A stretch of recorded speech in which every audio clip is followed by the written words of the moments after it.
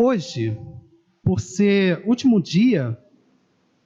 domingo, na verdade, de culto público em comunidade do ano, nós não falaremos sobre a exposição de Filemão, isso a gente vai retornar em janeiro, mas trarei aqui 5 breves reflexões para a nossa vida, né, de acordo com o que nós vivemos e já projetando o ano que se inicia. E são mais ou menos 5 meditações, então tem um cunho mais de meditação para a nossa vida. A gente vai passar aqui por alguns textos, mas eu vou colocar aqui 5 questões e a partir dessas 5 a gente vai trazer algumas aplicações para a nossa vida. A primeira dela é a respeito de tempo de Deus. Uma coisa importante aqui antes, né? Eu vou falar algumas coisas aqui que para os irmãos vão ser coisas que os irmãos já sabem, já ouviram, mas que às vezes a gente só precisa relembrar, só precisa ouvir de novo, ou às vezes ouvir com outras palavras, não é? Porque tem hora que Deus fala conosco e a gente sente um toque diferente, e tem hora que a gente ouve a mesma palavra e o toque é outro. Então, vou falar algumas coisas aqui que os irmãos já ouviram, mas meu desejo é que Deus possa tocar no seu coração de forma diferente. Então, a primeira reflexão é a respeito do tempo de Deus. E eu queria falar dela a partir do texto de Lucas, capítulo 1, que tem muito a ver, na verdade, com o Natal, já que a gente acabou de passar pelo Natal. Lucas, capítulo 1, a gente vai ler 2 textos aqui, do verso 5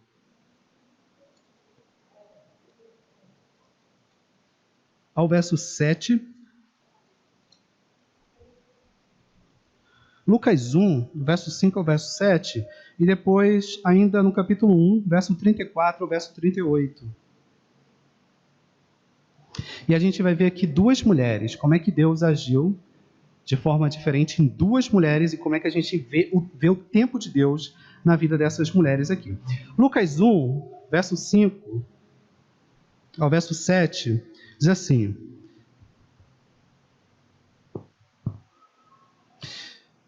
Nos dias de Herodes, rei da Judéia, houve um sacerdote chamado Zacarias, do turno de Abias. Sua mulher era das filhas de Arão e se chamava Isabel. Ambos eram justos diante de Deus, vivendo irrepreensivelmente em todos os preceitos e mandamentos do Senhor, e não tinham filhos, porque Isabel era estéril, sendo eles avançados em dias. Então a gente está diante de Isabel, que era uma senhora, além de estéril, uma senhora avançada em dias. Verso 34 ao verso 38 diz: Então disse Maria ao anjo: Como será isso, pois não tenho relação com homem algum? Respondeu-lhe o anjo: Descerá sobre ti o Espírito Santo, e o poder do Altíssimo te envolverá com a sua sombra. Por isso também o ente santo que há de nascer será chamado Filho de Deus. E Isabel, sua parenta, igualmente concebeu um filho na sua velhice, sendo este já o 6º mês para aquela que dizia ser estéril. Porque para Deus não haverá impossíveis em todas as suas promessas. Então disse Maria: Aqui está a serva do Senhor, que se cumpra em mim conforme a tua palavra. E o anjo se ausentou dela. A gente tem aqui 2 mulheres, uma mulher idosa e uma mulher virgem. E se a gente for olhar na ótica humana, seja naquela época e na época de hoje, a gente poderia dizer, né, que Deus se adiantou no caso de Maria, porque como é que uma virgem, né, nova virgem, poderia ter um filho, e outras pessoas diriam, Deus se atrasou no caso de Isabel. Né? Veja como é que Deus trabalha com o tempo de forma a sempre confundir os homens. Uma senhora tem um filho e uma virgem tem um filho. Né? Na ótica humana, cedo demais. Na ótica humana, tarde demais. Mas para Deus não existe esse negócio. Deus está sempre pronto a confundir os homens e mostrar que aquilo que os homens planejam muitas vezes, aquilo que os homens esperam, tem que acontecer no tempo de Deus. E o tempo de Deus, como a gente está acostumado a ouvir, não vai ser o nosso, não vai ser conforme a gente cronometra, planeja, espera muitas vezes, mas Deus faz isso aqui, numa passagem única. Parentes, né? Maria e Isabel, o nascimento de João Batista, o nascimento de Jesus, Deus mostra que na ótica humana, para uns ele está vindo cedo, para outros está vindo tarde, né? Mas a gente sabe que isso não existe para Deus. A gente sabe que Deus ele sempre vem na hora certa. A gente pode voltar um pouquinho aí na Escritura e ver o caso de Davi, por exemplo. Davi é um exemplo de pessoa que foi ungido na juventude para ser rei, mas quanto tempo ele teve que esperar para de fato ser rei? Quanto tempo ele teve que sofrer honrando o rei Saul, fugindo muitas vezes, tendo muita dificuldade. E pensa no ímpeto jovem, né? Alguém fala assim, você é rei. Aquele jovem ele vai querer imediatamente naquele momento, mas Deus prepara Davi, leva ele para fugir, leva ele para passar muitas dificuldades, para depois ele de fato ser rei. A gente lembra também de Moisés, a mesma coisa. Moisés ele teve que ser preparado por Deus 40 anos no deserto. Antes de Moisés ter sido usado por Deus para salvar o povo do Egito, Deus falou, você será preparado quando você tiver 40 anos no deserto. Depois, agora é o meu tempo, agora eu vou te levar para lá. A gente vê o caso de José também. José que teve um sonho da parte de Deus, Deus chegou e mostrou, né? Você será honrado na sua família, os seus irmãos vão se prostrar diante de você. Um outro jovem recebeu o sonho de Deus, e quando é que se cumpriu? Depois de ter sido vendido pelos irmãos, depois de ter sido preso, depois de ter sido humilhado muitas vezes, e muitos anos depois acontece aquilo que Deus prometera a ele. Veja, irmãos, Deus ele trabalha com o tempo, na verdade, com o objetivo de trabalhar com a nossa paciência. Esse é o ponto. A gente tem o costume de falar que nós vivemos o século da ansiedade, né? O povo é muito ansioso. Mas veja, já naquele tempo Deus falou, não andeis ansiosos. Ansiedade é inerente ao homem, desde que ele pecou.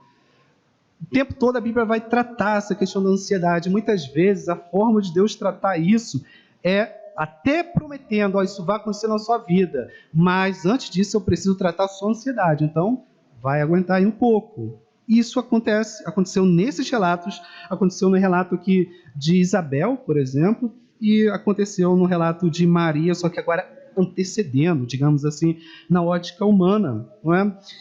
Só que nessa questão de tempo, eu queria amarrar com um texto muito propício, que é Gálatas 4:7, que vai dizer o seguinte: vindo, porém, a plenitude do tempo, Deus enviou o seu Filho, nascido de mulher, nascido sob a lei, para resgatar os que estavam sob a lei, a fim de que recebêssemos a adoção de filhos. E porque vós sois filhos, enviou Deus ao nosso coração o Espírito de seu Filho, que clama, Abba, Pai.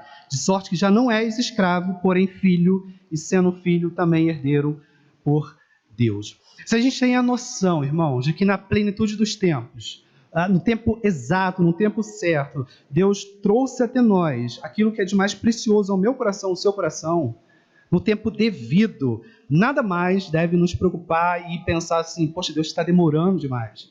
Porque se a gente tem no coração, na nossa mente, a ideia de que foi no tempo certo que a salvação alcançou meu coração, tudo mais nessa vida a gente vai entender que vai ser dádiva se vier até nós.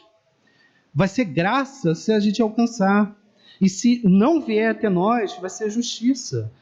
Porque se nós temos o Cristo que veio na plenitude do tempo, veio no tempo certo, no tempo exato, a gente não precisa se preocupar com mais nada. Porque o Senhor que controla o tempo, que controlou o tempo, que preparou todas as coisas para que o Cristo viesse, Ele controla agora o seu tempo, o meu tempo. E eu falo isso porque certamente, né, eu estou diante de pessoas aqui que lidam com o tempo. Lidam com o tempo de agora estar esperando alguma coisa de Deus, ou poderia até vir aqui na frente e dizer, olha, eu tenho algo a dizer, eu esperei muito tempo por uma coisa, meu coração se mostrou ansioso, mas quando eu aprendi a descansar em Deus, aquela coisa aconteceu na minha vida, e aquilo veio até mim, né, nos mostrando que mais do que aquilo que nós desejamos, o que Deus deseja é trabalhar a nossa esperança e nossa ansiedade nele, para que a gente confie nele acima de todas as coisas, e não no que ele pode nos dar, ou aquilo que a gente pode conquistar. Então, esse exercício de reflexão sobre o tempo, ele é importante, irmãos, para que a gente possa vasculhar o nosso coração hoje, né? Olhar cada pensamento ansioso ali, cada pensamento que não condiz com a piedade, a gente subjugar, a gente fala, não, isso é inconveniente diante de um Deus que veio na plenitude do tempo. Não é verdade? Diante do Deus que veio no tempo exato, alcançou o nosso coração, qualquer pensamento escondido lá no nosso coração, que possa fazer o nosso coração palpitar de preocupação, ele não faz mais sentido, é um palpitar impiedoso, é um palpitar que não agrada a Deus. Deus deseja que a gente possa fazer esse exercício de reflexão, olhar para o nosso coração e ver se em algum aspecto ali a gente está meio que ansioso. Né? E se existe isso, nesse primeiro ponto, o Deus da plenitude do tempo quer que você descanse no tempo dele, espere por ele e saiba que ele não atrasa nem adianta. Acontece no tempo que ele planejou que vai acontecer. Primeira reflexão. Segunda, o que é, irmão, considerar o outro superior? A gente ouve isso, não é? E tem um texto lá de Filipenses 2, verso 3, que vai dizer isso. Vai dizer assim: nada façais por partidarismo ou vanglória, mas por humildade, considerando cada um os outros superiores a si mesmo. Bem, primeiro, isso não é metáfora, não é figura de linguagem, não é teoria. Isso aqui é mandamento bíblico que deve ir para a prática. Mas, assim, a gente sabe disso. Agora, é fácil a gente colocar isso, fazer isso sair, de fato, da Escritura, entrar no nosso coração, descer muitas vezes arranhando a nossa garganta e depois fazer sair naturalmente em relacionamento com o próximo? Não é. Tem um autor chamado Thomas de Kempis. Ele certa vez disse isso aqui, ó: não julgue ter feito algum progresso enquanto te não tiveres por inferior a todos. Vou repetir. Não julgue ter feito algum progresso enquanto te não tiveres por inferior a todos. Quer dizer aos outros que você está sendo um homem mais espiritual, uma mulher mais piedosa. Você só terá direito de dizer isso quando você olhar para si mesmo como inferior a todas as pessoas. Esse é o caminho da piedade. Quando a gente entende que o que está na Escritura, muitas vezes, é possível praticar. Então veja, irmãos, como é que nós falhamos nisso? Vou colocar aqui alguns exemplos, alguns até nós discutimos na classe dos jovens. Os irmãos vão lembrar aí, quem viu, né, teve uma briga aí na rede social a respeito do grupo de humor Porta dos Fundos, porque eles fizeram um especial de Natal zombando do cristianismo, zombando de Cristo Jesus, colocando ele como homossexual, enfim, muitas outras formas de escarnecer do evangelho, e aí teve muita briga na rede social. Não é? Só que o que mais nós vimos aí foi aquele tipo, quando a gente olha no Salmo, né, a oração imprecatória, que ele seja maldito, anátema, que o fogo caia do céu, que eles venham ser consumidos, né? Que eles venham ser enviados imediatamente para o inferno, porque estão zombando de Cristo Jesus, estão escarnecendo, de Deus não se zomba, e algumas pessoas tomando até o lugar de Deus, enviando as outras pessoas para o inferno, não é? E olha só, irmãos, os irmãos vão se lembrar de uma figura pública do cristianismo chamado Caio Fábio. Estão lembrados? Caio Fábio, um homem muito influente no cristianismo na década de 90. E, mais recentemente, tivemos aí, talvez os irmãos não conheçam, um homem chamado Joshua Harris, um homem pastor, aparentemente muito piedoso, escritor, pregador, conferencista, já veio ao Brasil, tem livros traduzidos no Brasil, e no início desse ano, se não me engano, no final do ano passado, ele declarou publicamente que se arrepende de livros que ele escreveu, a defender no cristianismo, se arrepende de ter atacado os homossexuais e agora se assume homossexual e defende a causa homossexual. Ou seja, olha só a questão. Quem olha as pregações de Caio Fábio, quem viveu na década de 90, olha para aquele homem e pensa assim, não, isso aqui é a bênção de Deus, é um homem espetacular. E quem olha a vida desse homem aqui, Joshua Harris, vai pensar, não, isso aqui é um homem de Deus. E eu penso que muitas vezes Deus permite que isso aconteça para que nenhum homem possa achar no direito de olhar para um ímpio e falar assim, é o miserável que vai para o inferno. Porque muitas vezes Deus vai fazer com que o grande piedoso possa cair como esses homens caíram. E quando a Bíblia fala que a gente deve considerar sempre inferior e considerar os outros superiores a si mesmo, tem aí a ideia de nunca julgar o outro, nunca proferir maldição, nunca chegar e falar, você merece ir para o inferno, você vai para o inferno. É claro que a Escritura fala que aquele que comete pecado e morre de forma impenitente, não se arrepende, ela vai pagar. Mas você sabe se o Porta dos Fundos vai se arrepender daqui a 5 minutos? Nós não sabemos. A gente nunca imaginaria que o Caio Fábio, esse Joshua Harris e tantos outros cairiam e mostrariam agora uma vida completamente impiedosa. Você vê o Caio Fábio, você vai ver um vídeo dele, você fica assim, como é que pode isso? As besteiras que esse senhor fala hoje, esse Joshua aqui, você vai ver fotos deles com bandeira LGBT, você olha assim e pensa, o que é isso?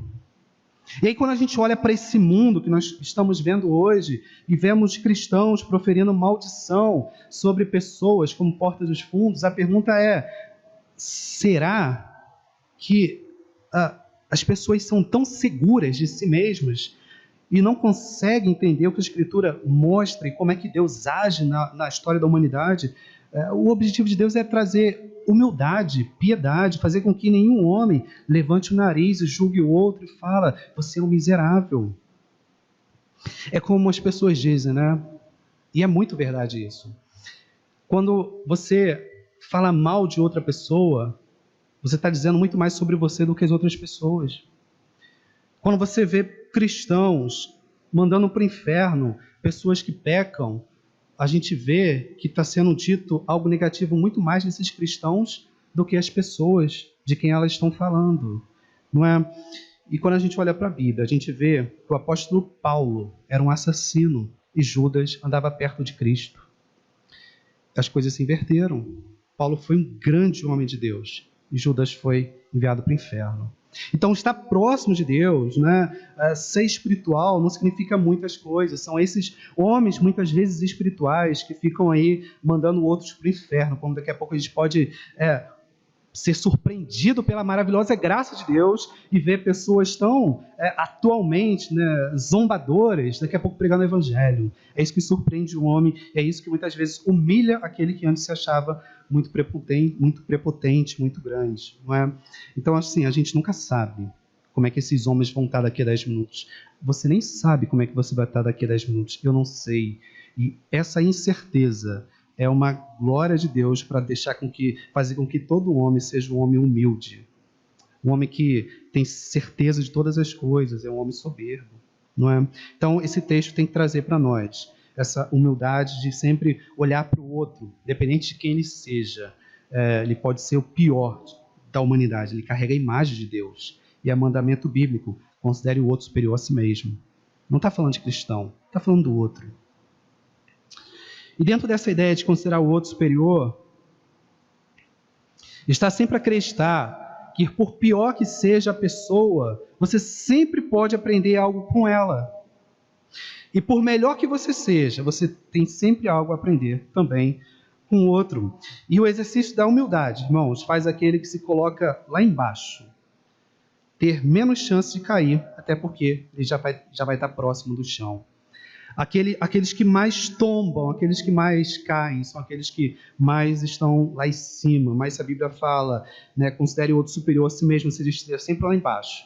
É uma forma sábia de dizer, lá embaixo você não vai tombar, você não vai cair, muitas vezes, como as pessoas caem. É uma reflexão que traz sabedoria a todo cristão.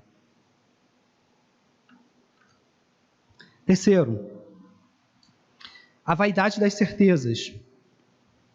Eu me lembro quando tinha lá pro 22, 23, me lembro, quando eu estava na UFRJ, de uma amiga muito querida chamada Thaís, e ela me repreendeu de algo na minha vida, e eu nunca esqueci. Ela fazia algumas perguntas para mim, né, e eu respondia com tanta certeza, seja a respeito da Bíblia, seja a respeito da UFRJ, onde a gente estudava. E ela falou uma coisa assim: olha, você fala com tanta certeza, tanta convicção o que você fala, mas não parece que você está falando porque você sabe. Parece que você está falando porque você é uma pessoa orgulhosa. Você quer mostrar que sabe, você quer mostrar que tem domínio daquilo que você sabe, não é? E o texto de Tiago 4 traz um ensino precioso, irmãos. Tiago 4, do 13 ao 15, vai dizer o seguinte: atendei agora, vós que dizeis, hoje ou amanhã iremos para a cidade tal, e lá passaremos um ano, negociaremos, teremos lucros. Vós não sabeis o que sucederá amanhã? O que é a vossa vida? Sois apenas como neblina que aparece por um instante e logo se dissipa. Em vez disso, vocês devem dizer: se o Senhor quiser, não só viveremos, como também faremos isso ou aquilo. Esse é um daqueles textos tão claros que basta a gente ler, não precisa explicar nada, que a gente já entende.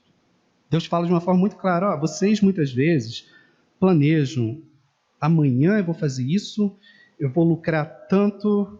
E Deus fala: olha, vocês não sabem nem se vocês vão estar vivos amanhã. Vocês devem dizer: se o Senhor quiser, vocês vão fazer isso, aquilo. E aí, irmãos, diante disso, nós podemos enxergar essa parte de três formas. Existe aquela dúvida piedosa, existe aquela dúvida incrédula, existe aquela certeza arrogante que eu falei aqui no início. Né? A certeza arrogante é aquela quando a pessoa fala, como eu falava, né? Não, isso vai acontecer, isso e inclusive com um ar de espiritualidade, né? Não, Deus é fiel, Ele tem que cumprir isso na minha vida. Eu não morrerei enquanto a promessa de Deus não se cumprir na minha vida, porque Deus falou, Ele vai cumprir. Deus é bom, Ele tem que fazer isso na minha vida. Então, muitas vezes a gente tem uma certeza arrogante que coloca até Deus contra a parede, faz com que Deus age de uma forma que Ele não disse que agiria na Bíblia. Então, essa seria a certeza daquela pessoa que acha que tem domínio, não só do que ela fala, mas o que ela fala parece transparecer o domínio das circunstâncias em si. Temos aquela dúvida incrédula, né? Quando a pessoa pensa: não, eu acho sinceramente que Deus me abandonou. Eu não consigo mais confiar que Deus está cuidando de mim, que Deus está se lembrando de mim, que Deus se preocupa comigo. Eu sinceramente duvido que Ele perca tempo comigo. Uma pessoa tão insignificante, tem tanta gente aí, não é? E os irmãos podem pensar que tem gente que não pensa assim, mas tem, irmãos. Tem gente que pensa assim: não, Deus, eu estou passando por um sofrimento tão grande que eu acho que Deus se esqueceu de mim realmente. E as pessoas pensam assim, e essa é uma dúvida incrédula que a gente não deve ter. Agora, por outro lado, às vezes a gente acha que a dúvida é sempre ruim, e não é, irmãos. A dúvida sincera, ela pode ser piedosa. Quando a gente chega diante de Deus, como o Tiago fala assim, fala que, olha, vocês não sabem do amanhã. Não está na sua mão, você não tem poder. A dúvida piedosa é você chegar para Deus e falar: Deus, eu não sei. Às vezes as pessoas podem perguntar alguma coisa da sua vida e você busca dar algumas explicações mirabolantes, e você olha para aquela pessoa, sabe que a pessoa nem está cristã no que você está falando, né? E quando muitas vezes o que Deus espera de você é que você fala: olha, não sei.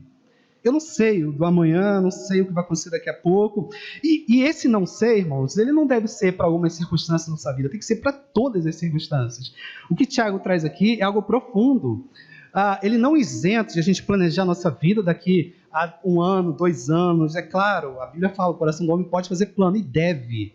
Mas a parte final que é importante, a resposta certa vem dos lábios do Senhor. Ou seja, saiba que, ainda que vocês planejem, vocês têm que dizer: olha, eu não sei, se o Senhor quiser, vai acontecer. Essa dúvida, ela é piedosa, é dizer assim: olha, Eu poderia dizer que amanhã vai dar certo porque eu vou acordar, eu sou um homem organizado, vou acordar na hora certa, eu vou trabalhar e eu vou chegar e vai dar tudo certo porque eu consigo me organizar. Eu poderia fazer isso, mas você sabe que Deus chega muitas vezes na sua vida de manhã, faz com que você perca a hora, faz com que você bata o carro, mostra que, de fato, Ele tira toda aquela segurança que estava nas suas mãos e mostra, você é um miserável.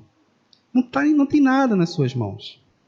E Deus é especialista em fazer isso com pessoas que em algum momento chega na fase da vida e fala assim, olha, agora eu estou estável. Deus ouve isso, ok, esse é o momento certo de eu chegar aí e mostrar que você nunca pode ser estável nessa vida. É nesses momentos que Deus chega e mostra exatamente o que está aqui em Tiago, que nenhum homem tenha certeza absoluta de nada, mas que todo homem tenha dúvida piedosa de chegar e dizer, olha, se o meu Deus quiser, eu tenho um pai que é bom, ele cuida de mim e ele deseja que eu esteja sempre pronto a descansar nos braços dele. Eu planejo a minha vida, mas eu tenho que estar preparado porque ele é o capitão, ele é o que guia a minha vida. Quarta reflexão, irmãos.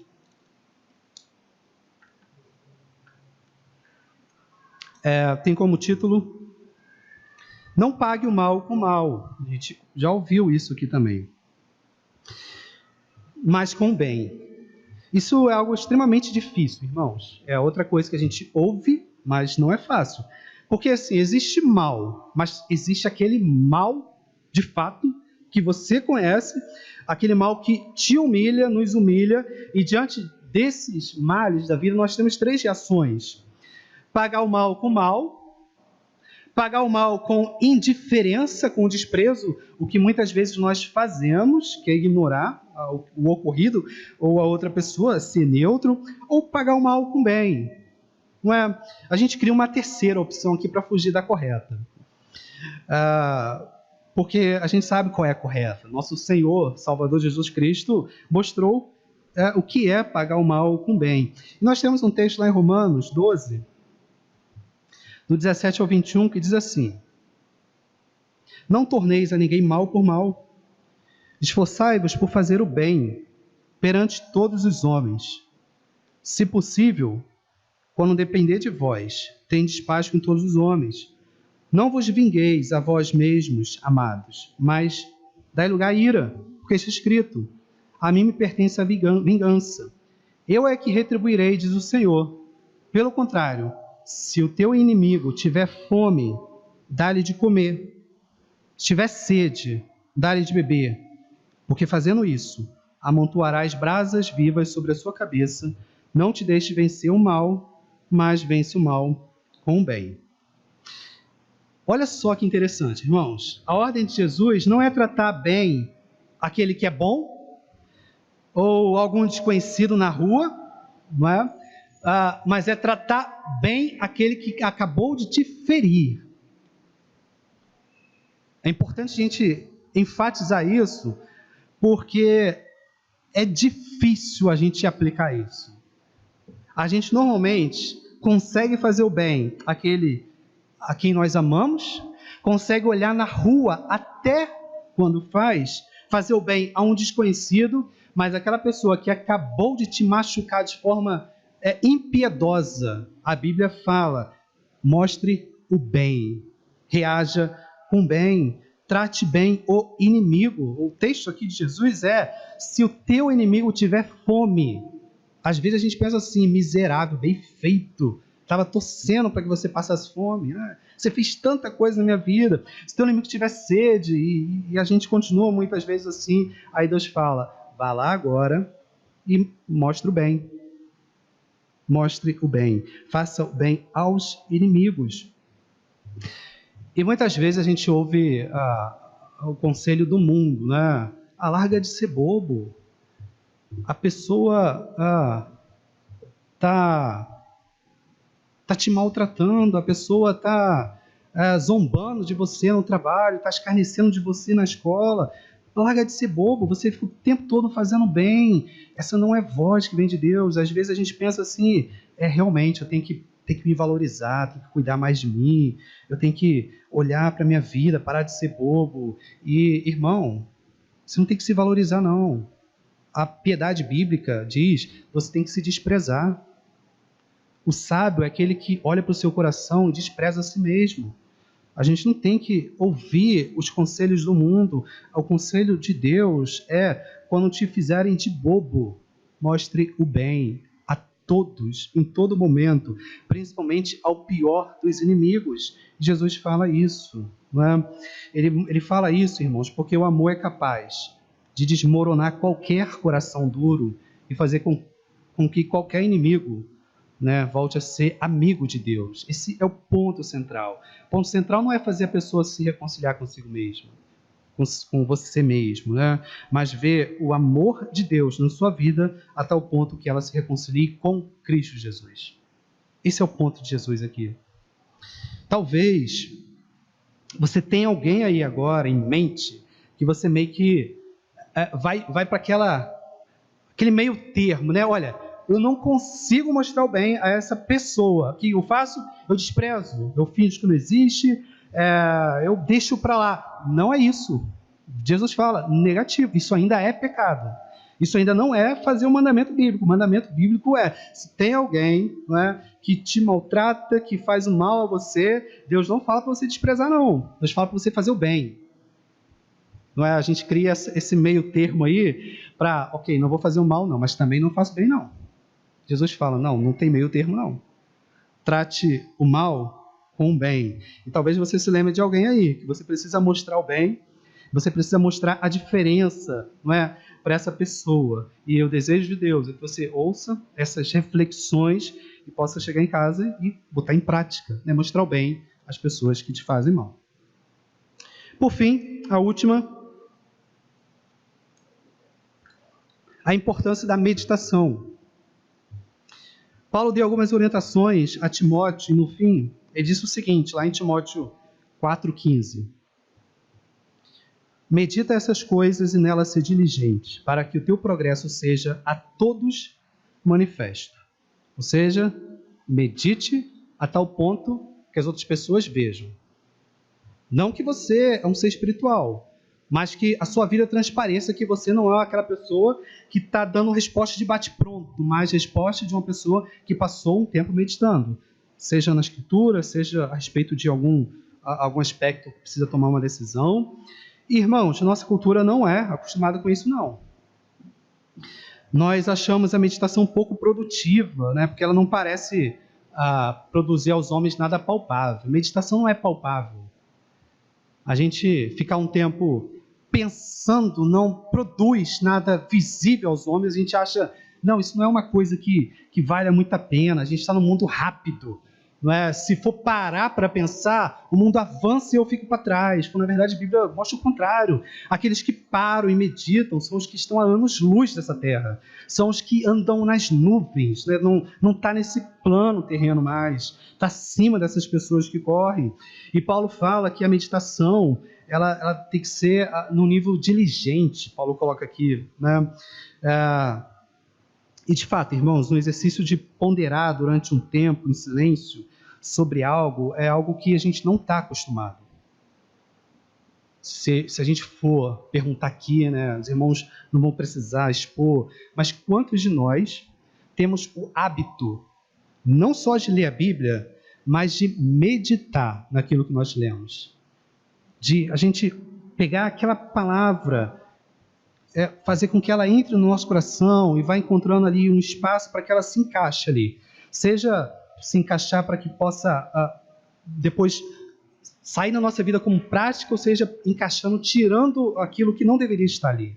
De alguma forma, a leitura da Bíblia ela tem que produzir em nós essa meditação, esse ato de a gente trazer para dentro de nós, refletir, ver em que ponto ela tem que mudar na nossa vida naquele momento. E Paulo ele encerra esse verso aí dizendo que deve ser de tal ponto que os outros vejam, que os outros notem que a sua atitude só pode ser fruto de alguém que esteve com Deus em meditação. É meditar sobre a palavra que é pregada, é meditar sobre as decisões a se tomar, é contar com os outros no desenvolvimento de uma meditação, pois a Bíblia diz que na multidão de conselhos há sabedoria. É vasculhar o mais profundo do seu coração, desprezar a si mesmo e amar apenas a Jesus Cristo. Esse é o objetivo final da meditação. Você olhar para si mesmo, enquanto o mundo fala, né? Você quer resposta, encontre no seu coração. A Bíblia fala, você quer resposta? Vá para o seu coração, despreze a si mesmo e encontre em Cristo Jesus. Esse é o objetivo de toda a meditação, que só Cristo tem espaço na sua vida. É procurar em cada canto do seu coração resquícios de pecados escondidos, aqueles pecados que não se encontra em uma leitura e oração rápida, mas aqueles pecados que só se encontra quando a gente para e medita. Aí a gente vai lá atrás, muitas vezes encontra, está ali. Tem pecados que a gente só vai encontrar depois de meditar em Cristo Jesus. Meditar em Deus é procurar em cada canto do nosso coração, então, esses resquícios de pecados escondidos, e ter a certeza de que essa busca nunca terá fim. A busca de entrar no coração e procurar os pecados, ela é eterna enquanto a gente está aqui na terra. Se vivermos assim, irmãos, nunca teremos tempo de achar pecado nos outros, pois estaremos sempre caçando os nossos. Percebe? Aquelas pessoas que vivem encontrando pecado nos outros são pessoas que não conseguem dedicar tempo a olhar seus próprios pecados. Porque se vivêssemos assim, a vasculhar o nosso coração para procurar pecado, nunca teríamos tempo para procurar dos outros, porque passaremos muito tempo à procura dos nossos. Quanto mais acharmos, mais encontraremos, porque há muito pecado em nossa vida, né? Finalmente, a disciplina da meditação te faz um cristão maduro, preparado para aconselhar os outros. E essa geração, irmãos, precisa de pessoas que meditem, pessoas que passem tempo com Deus. Essa geração precisa de referências sábias, de homens e mulheres que, sejam pacientes e entendam que Deus é o Senhor do tempo, ensinando a paciência a seus filhos. 2, que saibam e ensinem a verdadeira humildade de considerar os outros superiores a si mesmos. 3, que mostrem a vaidade das certezas e a piedade da dúvida. 4, que paguem sempre o mal com o bem. E 5, de pessoas que meditem e alcançam a graça da sabedoria do alto e não a sabedoria desse mundo. Essas 5 reflexões são reflexões que nossa geração precisa encontrar na minha vida e na sua vida. Que Deus possa te abençoar. Em nome de Jesus, oremos a Deus.